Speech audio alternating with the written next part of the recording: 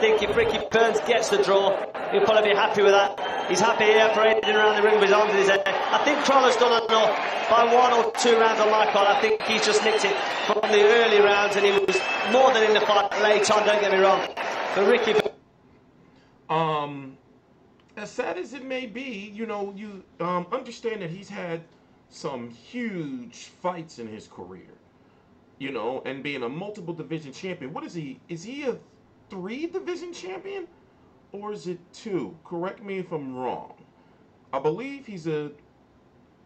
Hold on, I'm checking now. Yes, he's a 3 division champion. 130, 135, and 140. Ricky Burns. Now, right now, he is, what is the record? 41-6-1 with 14 KOs. Big fights with Terrence Crawford, Julius Ndangu, Omar Figueroa, Dejanes Lakatakanen, Ray Beltran, you know, Michael Katsides, you know, and Roman Rocky Martinez. And a lot of these fights, you know, he did lose fights that he was supposed to lose, but, you know, except for a couple, but a lot of the fights that he won, you know, he wasn't supposed to win. So he's had an up and down career, but he's had a pretty successful career. What I've noticed, a lot of people have been talking about, you know, how they feel they was cheated out of potential, you know, I don't know if it really makes any sense now, you know, a potential fight with him and Josh Taylor, you know, that now, you know, being 2 Scottish fighters, that fight is very, very unlikely to happen. So what was the scores to this fight? How come I don't know this? The Fighting Pride of Manchester. 12. Standing by. Let's hear it. Here in Manchester, after 12 rounds, Burns, Crolla, let's give them a hand. We go to the scorecards. Victor Loughlin has it 116, 113. Steve Gray, 117, 112. Michael Alexander, 116, 114. All 3 cards to the winner by unanimous decision. The Fighting Pride of Manchester. Okay, yeah, the right person won. I was hearing the Sky Sports commentators, you know, going back and forth about, you know, who they thought won the fight as far as it could have been the draw or not. I mean, I had Anthony Crolla winning, you know, mostly because he was more active. He had the cleaner punches. And it just looks like, you know, I mean, I just don't know when it comes to Ricky Burns. Like, is he really done? But as far as being on, like, mainstream, you know, I don't think he's there anymore. And then when you look at Anthony Crolla, you know, looking at the 2 wins off of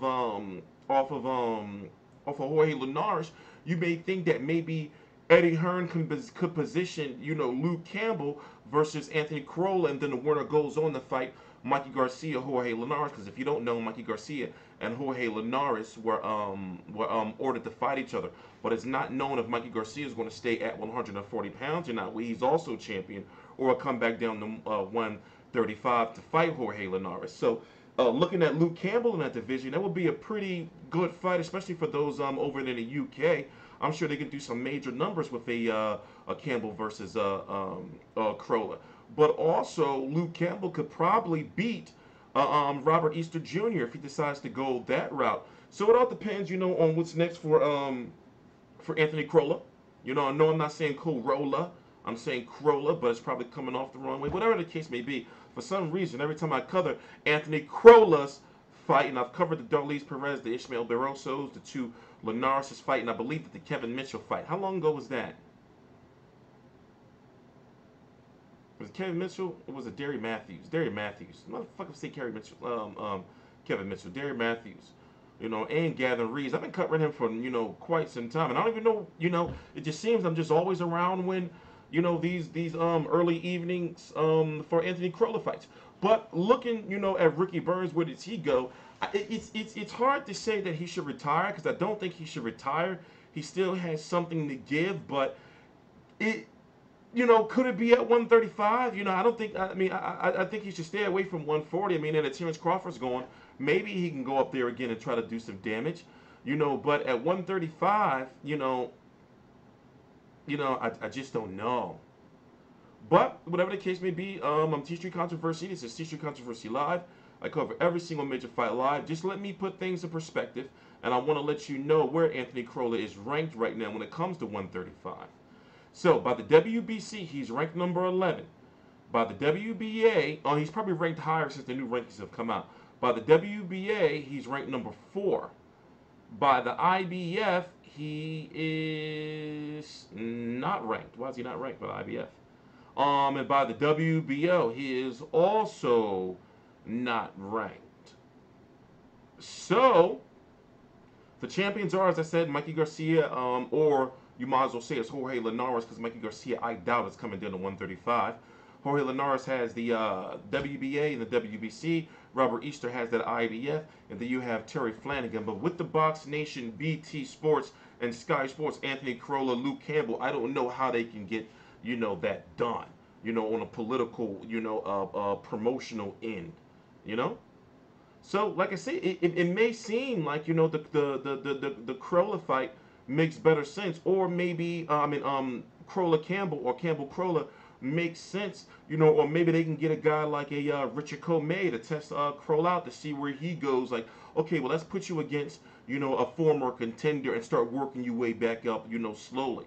Or even call up, who else? Who's the other guy I was going to say? Yvonne Mendy, who beat Luke Campbell, So there's fights out there for him. It's all depending on, how aggressive they could be. And also, would he test the waters at 140 pounds? I don't know. The options are there. But I'm TstreeT Controversy. This is TstreeT Controversy Live. I cover every single major fight live. Please subscribe.